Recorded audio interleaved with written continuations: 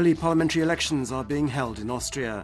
According to the latest polls, the conservative Austrian People's Party, headed by the current Foreign Minister Sebastian Kurz, is in the lead. The battle for second place is between the right-wing Freedom Party and the Social Democratic Party, led by Austrian Chancellor Christian Kern.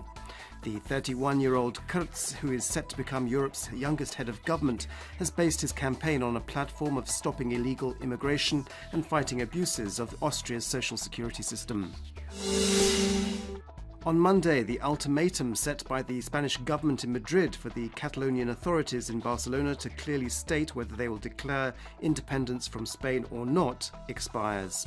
The Spanish Interior Minister has said that anything short of a clear answer will be interpreted as a declaration of independence, and in that case the government will activate Article 155 of the Spanish Constitution.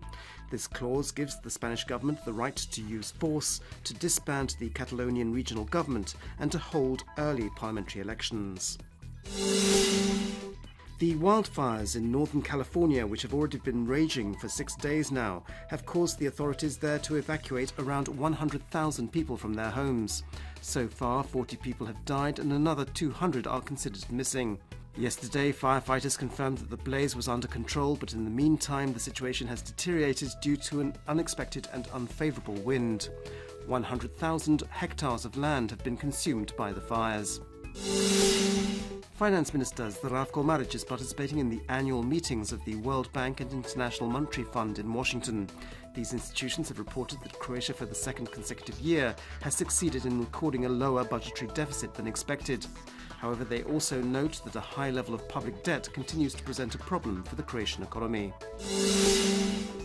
The IMF's chief of mission for Croatia, Khaled Sakr, has said that the Agricor debt crisis has been included in the IMF's growth projections for the Croatian economy, and that so far the impact of it on Croatia's economy has been limited. He added that this crisis, of course, had resulted in some threats to GDP growth, and that it was essential to continue to resolve this issue in a composed manner.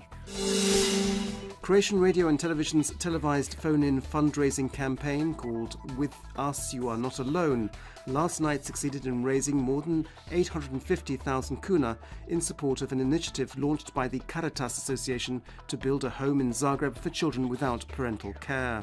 This campaign is an annual event in which the Prime Minister, government ministers and many celebrities participate by answering telephone calls from the public.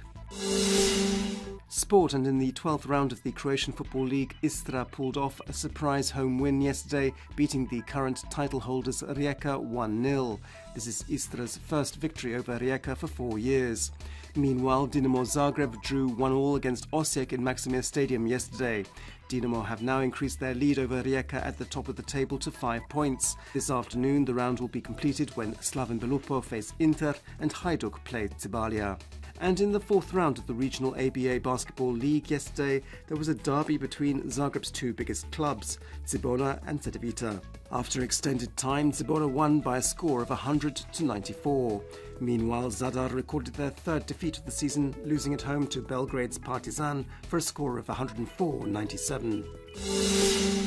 This afternoon's forecast calls for mainly sunny weather. There could be some fog or low-lying cloud, especially in the early afternoon, which in some places inland could linger all day. On the coast there'll be a moderate northwesterly and occasional westerly wind. In the south there'll be a southwesterly.